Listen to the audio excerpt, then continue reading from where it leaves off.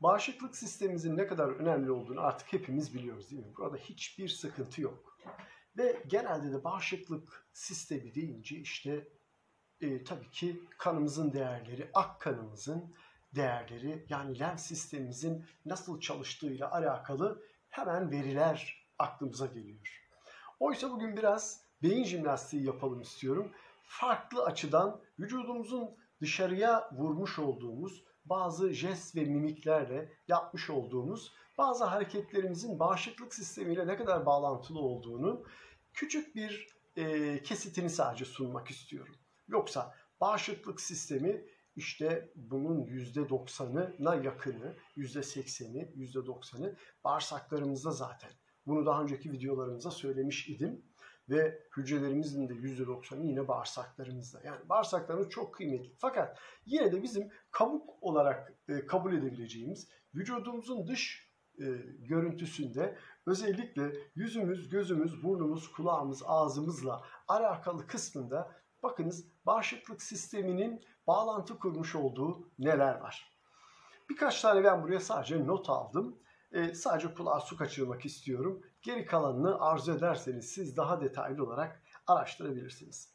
Hepimiz esniyoruz, değil mi? Birincisi esneme. Esnerken ne oluyor aslında?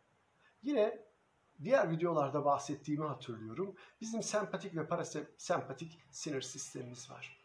Sempatik sinir sistemi bizi kaçmaya hazırlıyor. Adrenal yayıyor vücudumuza ve hızlı bir şekilde bizim hareket etmemizi sağlıyor. Esnemede ise parasempatik sinir sistemimiz çalışıyor. Yani bizi rahatlatıyor. Öksürük aynı şekilde.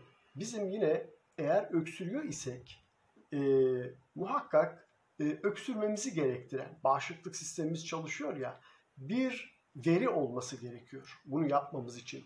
Sağlıkla alakalı olabilir, dışarıdan herhangi bir madde boğazımıza kaçmış olabilir, toz olabilir veyahut da farklı başka bir şey olabilir.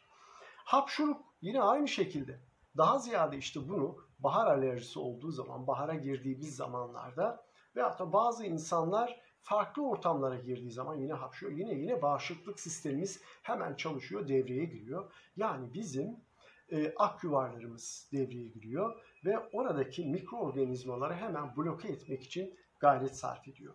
Gülme ve ağlama da aynı şekilde benzer şeyleri aslında ifade ediyor ama gülmeyi bizim birazcık dışarıdan almamız gerekiyor, öyle değil mi? Yani biz eğer çok olumlu bir insan isek, ki bunun olabilmesi için de işte gözümüzden ve kulağımızdan çok olumlu şeyler alabilmemiz lazım öncesinde ki olumlu olalım, her gittiğimiz yere neşe saçabilelim. Güldüğümüz andan itibaren inanılmaz bir şekilde bağışıklık sistemimizi ödüllendirmiş oluyoruz. Bununla ilgili birçok deyimimiz de var, değil mi aslında? İşte bir kahkaha 1 kilo pirzolaya bedeldir diye eskiden beri bilinen bir söz ve bu çok kıymetli. Gerçekten bizim T hücrelerimizi, kemiğimizin, iliğimizin içerisindeki T hücrelerimizi güçlendirdiğini duymuş muydunuz hiç? Gülmenin ne kadar önemli olduğunu ve beynimizde yine endorfin salgıladığını, mutluluk hormonu salgıladığını ve bununla ilgili aslına bakacak olursanız benim burada saymış olduğum kelimelerin her biri başlı başına bir video konusu olabilir. Hatta bir konferans konusu olabilir. Ben burada birkaç dakikaya sadece sığdırmak, sadece sizi aklınıza bir soru işareti bırakıp geri kalanını sizin araştırmanızı istiyorum. Yorumlar kısmına bu arada yazarsanız eğer olumlu veyahut da merak ettiğiniz şeyleri, bunlara da yanıt vermeye gayret göstereceğim. Aynı şey ağlama için de geçerli. Ağlamayı da işte genelde biz belki olumsuz olarak görsek de ağlamanın ne kadar kıymetli olduğunu eğer araştıracak olursanız göreceksiniz.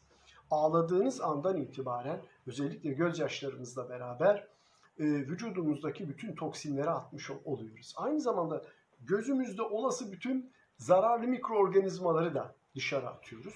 Ve bizim vücut stres katsayımızı düşürüyoruz. Ağlama sonrası rahatlama ve uykuya geçme hazırlığı söz konusu oluyor. Tabii bütün bunlar olurken bir evren gibi düşünün. İnanılmaz şekilde vücut, hormonal sistem, endokrin birbiriyle bağlantılı olarak çalışıyor. O bakımdan ağlamak da Gayet güzel. Eğer işte ağlama ağlama diyorlarsa siz bir süre öncelikle ağlayın, rahatlayın. Ondan sonra da kahkaha atmaya başlayabilirsiniz. Onun da sebebi var. Onu da eğer yeri gelirse bir başka videoda açıklayacağım. Gözyaşı dedik, ağlama dedik, gülme dedik ve tabii ki gözümüzde oluşan bir de sabah kalktığımızda çapak veyahut da işte kulağımızda oluşan kulak kiri. Bunlar da tamamen bağışıklık sisteminin, yani aslına bakacak olursak gözlerimizi düşünün. Bizim iç organlarımızın dışarı bakan en önemli belirtisi gözlerimiz. Öyle değil mi? Ve başımızda, beynimize oldukça yakın bir bölgede.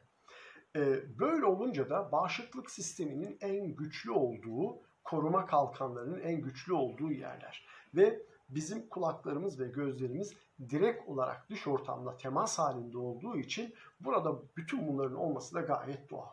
Kulak kiri yine aynı şekilde kulağımıza girmeye çalışan virüs, bakteriyel, her türlü mikroorganizmaların orada bloke edilerek vücudumuzun salgılamış olduğu antikorlarla beraber bloke edilip oradan dışarı atılmasını sağlayan, oluşan maddeler diye bakabiliriz. Toksin diye bakabiliriz. Veyahut da toksin temizlenmesi gerekiyor elbette. Gözyaşımız bunu kendiliğinden yapıyor. Başka kaldı mı diye bakıyorum. Evet, var aslında, birçok var. Bunu devam ettirebiliriz ama videoyu çok da uzatmak istemiyorum. Tabii şu şekilde bitirelim.